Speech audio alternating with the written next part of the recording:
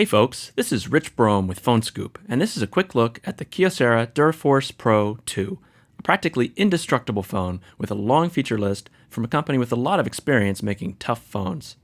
Included in the box are just the basics: the phone, a charger, and a tiny getting started guide. The phone is rather large and heavy, but most truly rugged phones are. The curve of the back does help it fit in your hand reasonably well. I do feel like a phone this large should have a larger display and battery. There should be room in there.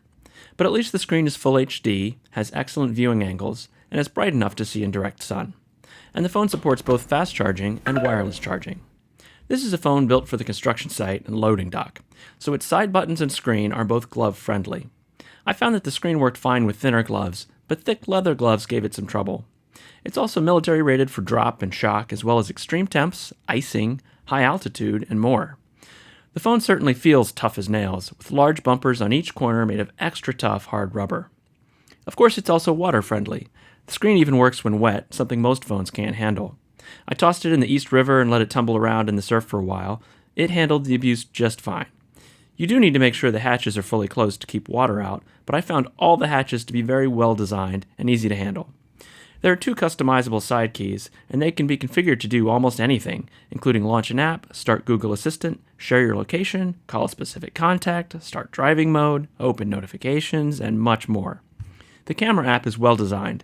The wide-angle camera is indeed extremely wide. Camera quality doesn't come close to today's flagship phones, especially in challenging light. There are a number of outdoor-focused apps included, such as Tides, Compass, and Weather. There are lots of apps like these available, but the phone does have a dedicated air pressure sensor for the barometer app. Not all phones have that hardware.